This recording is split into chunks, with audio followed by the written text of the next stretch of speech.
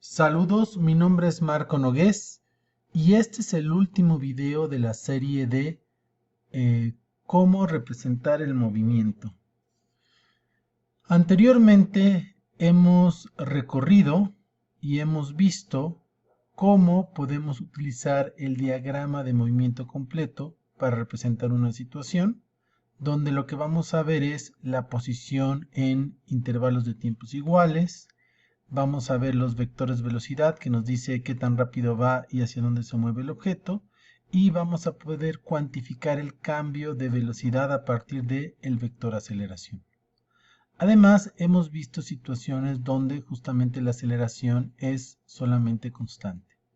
Y nos ha permitido pensar que en una dimensión, es decir, cuando el movimiento solo va y viene, ya sea de manera vertical, horizontal o en un plano inclinado, vamos a poder establecer cantidades físicas escalares que nos van a poder dar cuenta de esta información, pero teniendo en cuenta un sistema de coordenadas y por lo tanto signos que vamos a tener que poner en las cantidades físicas que se representan en una dimensión.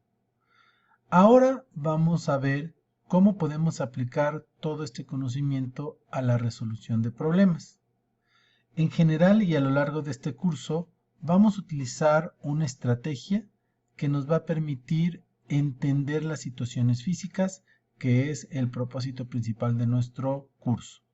Entonces, cuando tenemos una situación física, un problema de física donde nos preguntan alguna cosa particular sobre el movimiento, la idea es que vamos a resolver 4 pasos. La primera es simplificar e idealizar. Es decir, sabemos que las situaciones físicas que ocurren en la naturaleza son complicadas y entonces nos tenemos que concentrar en los aspectos claves y representar, por ejemplo, a través de una partícula puntual si consideramos que el movimiento que tiene el objeto pues no es relevante y lo único que nos interesa es seguir la posición de un punto. Después vamos a visualizar y usar diferentes representaciones. Nos hemos concentrado justamente en la visualización a través de diagramas de movimientos, pero vamos a revisar cómo a través de o a partir de esta representación podemos tener una representación pictórica que nos señale las partes esenciales del problema. Si es posible, vamos a usar una representación gráfica y a partir de aquí podemos establecer un modelo matemático, es decir, expresiones algebraicas que también den cuenta de qué sucede con la situación. Una cosa muy importante es que tienes que poder ir de una representación a otra. Esto quiere decir que tienes que poder trasladar lo que sucede, por ejemplo, en un diagrama de movimiento a una representación pictórica y a una representación algebraica o de gráficas. Finalmente, una vez que tenemos esta parte, vamos ahora sí a resolver las variables particulares que nos estén pidiendo calcular utilizando las diferentes representaciones. Y finalmente, y no menos importante, hay que evaluar el resultado, es decir, preguntarnos si lo que estamos calculando es razonable, tiene las unidades adecuadas y, como vamos a ver más adelante, si se está usando adecuadamente las cifras significativas. Vamos a poner un ejemplo donde nos vamos a concentrar en el aspecto de la visualización. Y vamos a contar con nuevamente una caja de herramientas para poder establecer las instrucciones para hacer una representación pictórica. ¿Qué significa esto? Bueno, ya tenemos nuestro diagrama de movimiento, sabemos hacer nuestro diagrama de movimiento, con lo cual desarrollamos una intuición de qué es lo que está sucediendo. La representación pictórica significa establecer el sistema de coordenadas de la manera más adecuada posible para el problema que nosotros nos estemos enfrentando, es decir, decidir si va a ser, normalmente tiene que ser el eje de coordenadas paralela al movimiento. Recordemos que estamos ahorita trabajando un problema en una dimensión. Y porque el sistema de coordenadas va a determinar si los signos de velocidad y la aceleración son positivos y negativos, y también va a determinar cuánto valen las posiciones. Entonces podemos y nos va a convenir elegir el sistema de referencia, el eje de coordenadas, de tal manera que podamos tener la situación más fácil de describir en términos de números. Después vamos justamente a hacer esta representación pictórica, un bosquejo, un dibujo de la situación, donde vamos a mostrar el objeto al inicio del movimiento y al final, así como también en todos los puntos donde puede haber algún tipo de cambio de movimiento. Es decir, si por ejemplo va un objeto con rapidez constante y cambia a rapidez acelerada y cambia y acelera, en ese punto tenemos que dibujar el objeto para establecer las cantidades de posición, velocidad y aceleración que ahora van a estar actuando en el movimiento.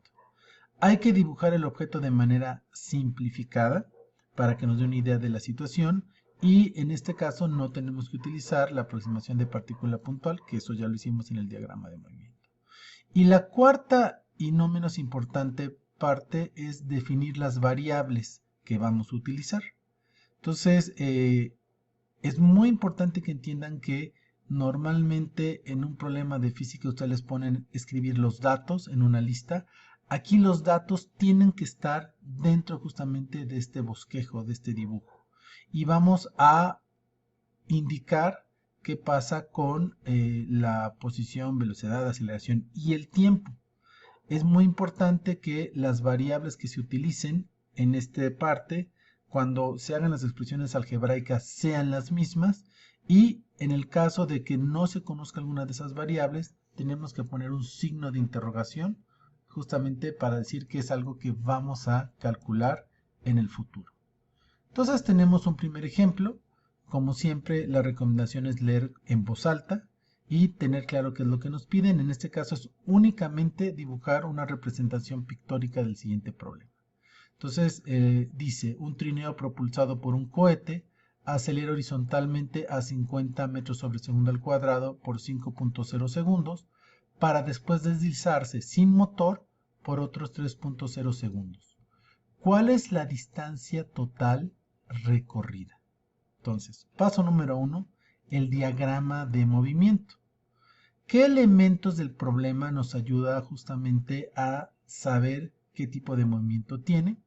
Pues primero nos dicen que el trineo es propulsado y que acelera.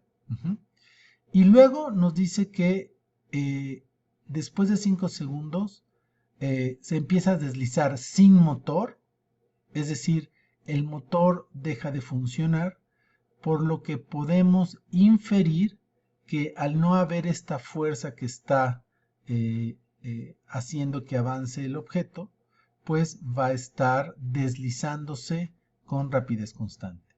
Y aquí recordemos que no lo dicen directamente, pero pensamos que es un trineo en la nieve, y justamente esto está pensado para considerar que la fricción va a ser mínima y por lo tanto, si no hay motor, va a poder seguir deslizándose con rapidez constante.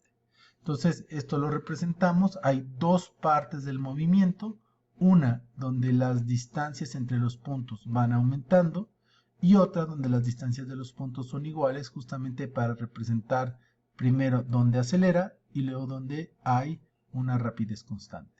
Etiquetamos nuestros vectores velocidad y nuestros vectores aceleración van en sentido del vector velocidad en la parte donde está acelerando, porque recordamos que dado que el vector final es más grande que el vector inicial, el cambio del vector velocidad es en la misma dirección, por lo tanto ahí está acelerando.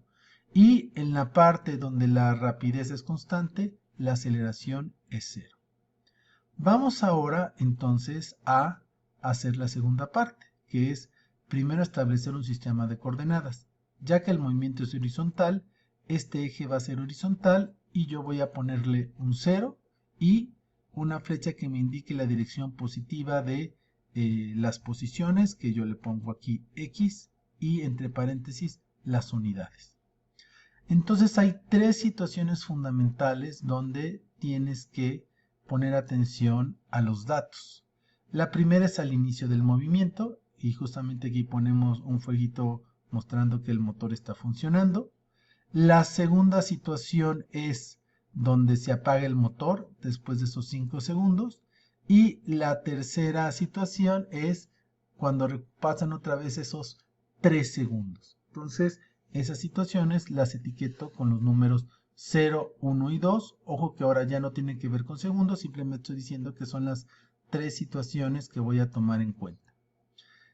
¿Dónde me conviene hacer mi primer análisis del movimiento? ¿Dónde colocar el origen? Pues justamente el trineo va a estar en el 0 de la posición cuando empiezo a analizar el movimiento.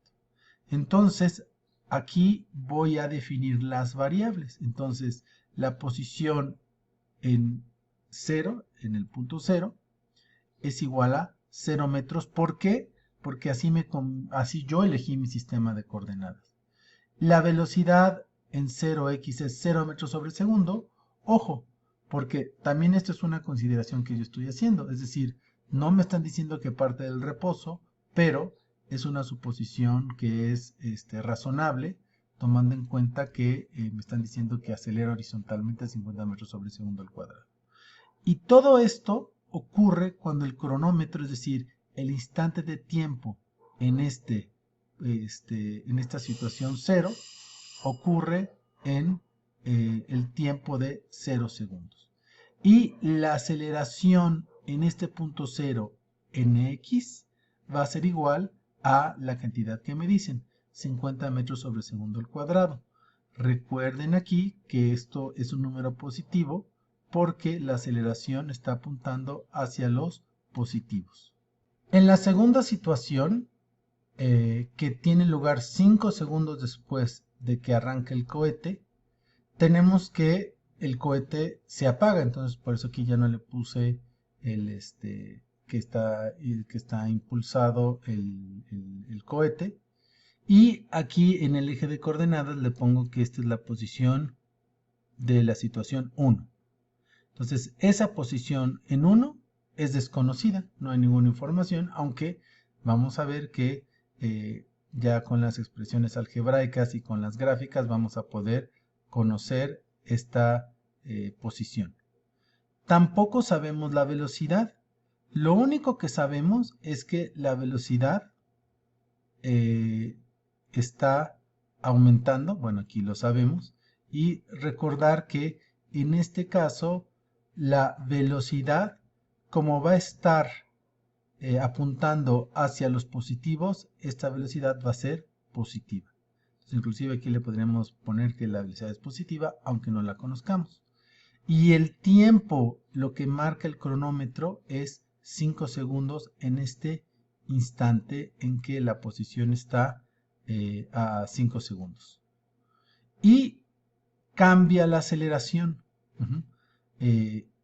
Pasa de 50 metros sobre segundo al cuadrado a 0 metros sobre segundo al cuadrado. Aquí hay algo interesante porque esto es una idealización. Vamos a considerar que hay un cambio abrupto de la aceleración a esta rapidez constante. Es decir, que su rapidez sea 0 metros sobre segundo. En la realidad no existe ese cambio abrupto, sino hay una transición en que disminuye la aceleración, pero eso no lo vamos a tomar en cuenta porque justamente queremos resolver el problema de la manera más simple posible. Entonces, una vez que tiene esta rapidez constante, nos dicen que transcurren otros 3 segundos. Justamente es la siguiente situación que yo voy a representar. Y aquí tenemos la posición en esta situación 2. Entonces esta posición en 2 es desconocido. De hecho, esto es lo que queremos saber, porque en este caso la posición coincide con la distancia total recorrida. Y la velocidad de la situación 2 en x no la conocemos, pero sabemos que es igual a la velocidad 1 en x. Y justamente la aceleración es la misma, pero el tiempo en que tiene lugar esta situación son 8 segundos.